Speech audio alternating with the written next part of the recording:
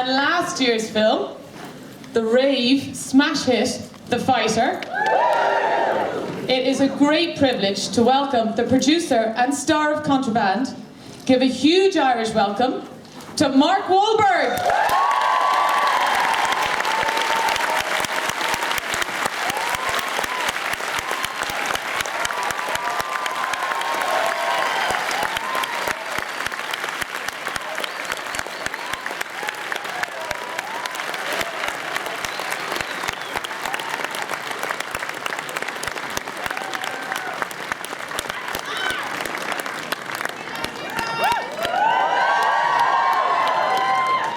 Hello?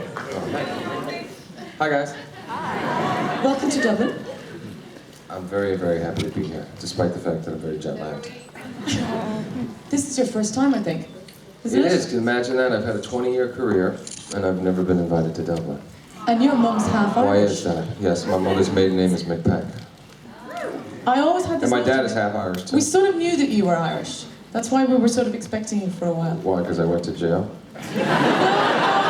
No, there's just a couple of roles back then. I drink too much? No, not that either. No. I'm a devout Catholic. That might, no. Tell us a bit about this film. Well, it's actually a remake of a really small and obscure Icelandic movie called Reykjavik, Rotterdam. And the agency that I'm at signed the director, and they sent me the original film, which I completely flipped for. And so I demanded that we buy the rights. And then it's an action movie, but it's really smart and character driven, and it's got a very good plot. And that's rare. Certainly, it's hard in Hollywood to find good scripts that I think will entertain audiences and also, keep people on the edge of their seat. They continue to do the superhero movies and the sequels. And this was just a fresh take. And we actually got the director of our film starred and produced the original. And he said that the only person that he wanted to play his part was you. Well, I think that's a bullshit. I think Brad Pitt probably passed and then he called me. But that's okay, because hey, I don't mind. And tell us, you're a producer as well as an actor in this. Yes. So tell us about how you juggle both of those roles. It's actually quite easy. I want to be involved in every aspect of the film. At this stage of my career, I mean, I will do a lot of jobs for hire, working with the director, just there to service his vision. But ultimately, I want to be in control of my own career. And I always found myself sitting around waiting for good parts to come to me, and they don't always do that. So we wanted to be more aggressive and go out there and find our own material, develop it and produce it, and have complete control, and hopefully own it one day. I'd like to, I'm very business oriented from my street hustle days in Boston. And tell us a bit about the casting, because they're just about to see it, but tell us about some of the people who they're going to meet. I mean, Giovanni Ribisi. We have an amazing cast. Giovanni Ribisi, Kate Beckinsale, Ben Foster, Diego Luna, J.K. Simmons, who's everybody loves here. Absolutely. And when I sat down with Sheila Jaffe, who cast most of my films and television shows, she's done Entourage, she did The Italian Job, she did The Fighter.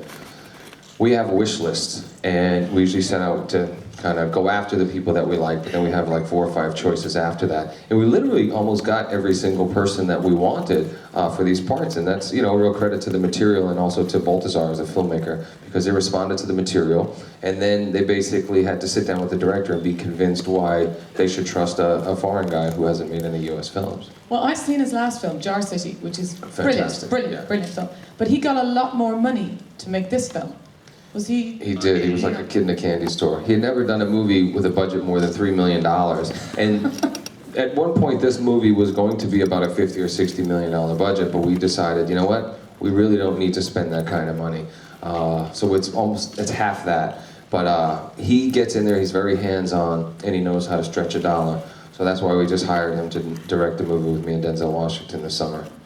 Because he's very good. He's an actor first, so he's really smart with the choices and the direction that he's given the acters.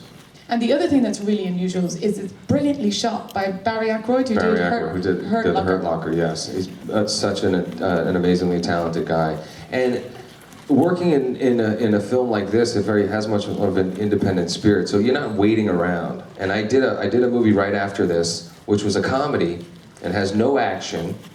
It took 25 more shooting days to finish the movie, and I spent endless hours every day in my trailer.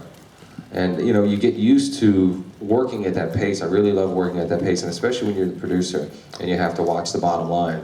You want everybody to be moving and not wasting any time. I want to ask you just a couple more questions.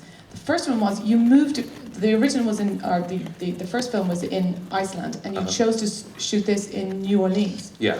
Well, they were, believe it or not, they were smuggling alcohol. It was a dry country. It was like, come on, man, just fucking move. I want to drink, move. But so we thought, you know, we didn't think that a lot of audiences, especially in the States and here in Ireland, would be too impressed by them smuggling alcohol. Shocked.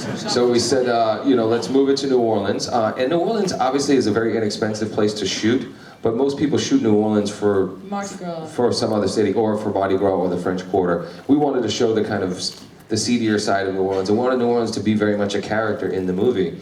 And then we also shot in Panama. We had debated a couple of other different locations abroad, but Panama is really like the Wild Wild West, and the canal is so famous, and the container ships that go through there are gigantic, and most of the ones from all over the world are going through the Panama Canal. So we thought those locations would be fresh and interesting.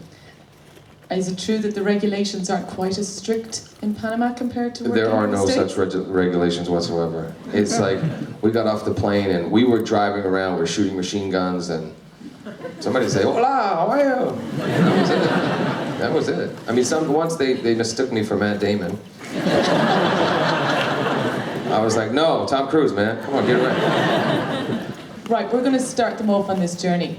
Any last few words before they see the film?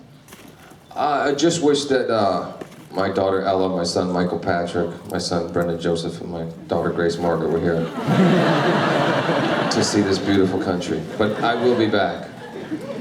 He's made that a promise of everyone here. And more importantly, I'm bringing my golf clubs. I saw so many great golf courses as I was landing on the plane. I was like, shit. I gotta sit in a hotel all day and talk to journalists about, and I don't like talking about myself. I think there's so many more important things going on in the world and so many more interesting people to talk to than an actor. I really do. I really do. Now, I appreciate it. Believe me, I'm actually building a house because people think it's important. So I appreciate it, but you know, I'm also very humble. So. Obviously.